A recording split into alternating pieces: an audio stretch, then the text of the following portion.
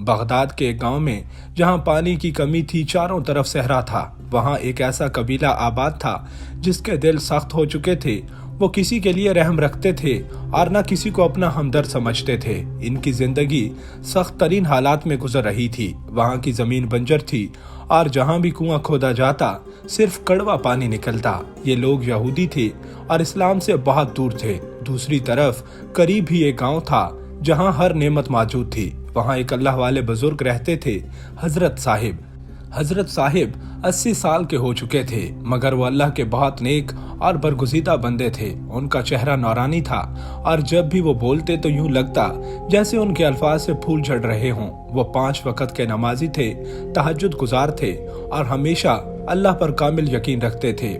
وہ روزانہ اپنے گاؤں میں لوگوں کو دین کی تعلیم دیتے، ان کے دلوں پر ان کی باتوں کا گہرا اثر ہوتا۔ ایک دن دوپہر کے وقت حضرت صاحب درخت کے نیچے آرام فرما رہے تھے۔ وہ زمین پر سونے کے عادی تھے اور دنیا کی ہوس سے پاک تھے۔ اچانک انہیں نیند آ گئی اور وہ ایک عجیب خواب دیکھنے لگے۔ خواب میں انہوں نے ایک گاؤں دیکھا جہاں ہر طرف دھول ہی دھول تھی، لوگ بھاگ رہے تھے، کچھ زمین پر گرے پڑے تھے اور کچھ کسی قیمتی چیز کی تلاش میں تھے، مگر وہ چیز انہیں نہیں مل رہی تھی۔ پھر اچانک ایک بچہ ان کے پاس آیا اور 3 بار بولا، کیا آپ ہماری مدد کریں گے؟ یہ کہہ کر بچہ بے ہوش ہو گیا۔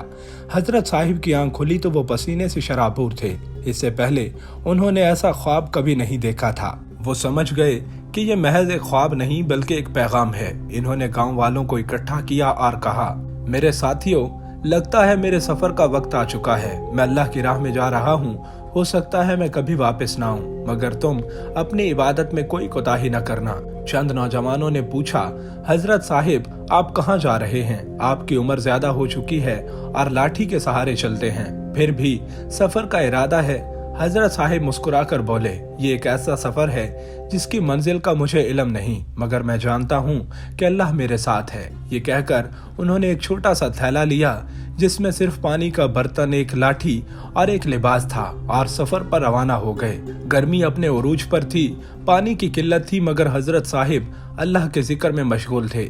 جب پیاس لگی تو تیمم کر کے نماز پڑھ لی۔ اچانک ایک اونٹ ان کے سامنے آ کھڑا ہوا۔ اس پر ایک تاجر سوار تھا جو راستہ بھٹک چکا تھا۔ حضرت صاحب نے اس سے پانی مانگا تو اس نے خوش دلی سے اسے دے دیا۔ تاجر نے پوچھا، حضرت آپ کہاں جا رہے ہیں؟ حضرت صاحب نے مسکرا کر کہا، میں بھی تمہاری طرح ہوں، مجھے اپنی منزل معلوم نہیں، مگر میں ایک مقصد کے تحت نکلا ہوں۔ چلتے چلتے وہ اس بنجر گاؤں میں پہنچ گئے جہاں کے لوگوں کے چہرے سیاہ اور جسم کمزور ہو چکے تھے۔ وہاں کی زمین بنجر تھی، ایک بھی ہرا درخت نہ تھا۔ حضرت صاحب نے ایک جھونپڑی دیکھی جہاں ایک بوڑھی مسلمان عورت رہتی تھی۔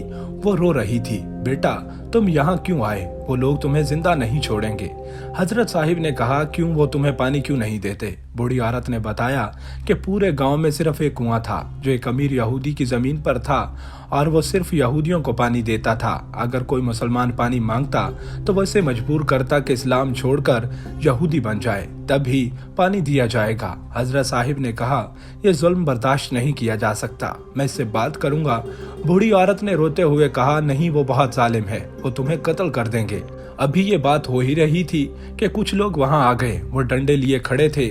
سکینہ بی بی، ہم سن چکے ہیں کہ تم ہمارے خلاف بات کر رہی ہو، یہ بوڑھا کون ہے؟ کیا یہ تمہاری مدد کرے گا؟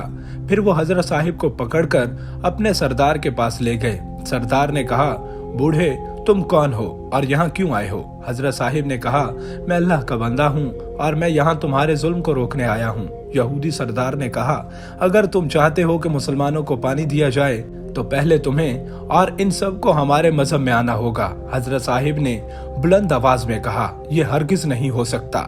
یہودیوں نے غصے میں آ کر کہا، پھر ہم تمہیں یہاں سے زندہ نہیں جانے دیں گے۔ حضرت صاحب نے آسمان کی طرف ہاتھ اٹھائے اور دعا کی، یا اللہ، یہ ظالم تمہارے بندوں کو تڑپا رہے ہیں، ان کے دل سیاہ ہو چکے ہیں، ان پر تیرا عذاب نازل فرما۔ اچانک آسمان پر بادل چھا گئے، بجلی چمکی، شدید بارش ہونے لگی۔ وہی زمین جو بنجر تھی پانی سے بھر گئی۔ لوگ حیرت سے دیکھ رہے تھے، جو زمین کبھی پانی کو ترس رہی تھی وہ اب دریا بن چکی ہے۔ یہودی سردار کانپنے لگا اور پھر سب کے سامنے حضرت صاحب کے قدموں میں گر پڑا۔ یہ واقعی اللہ کا نیک بندہ ہے، ہم نے ظلم کیا، ہم معافی چاہتے ہیں۔ اور یوں اللہ کے ایک ولی کی دعا سے پورے گاؤں کی تقدیر بدل گئی۔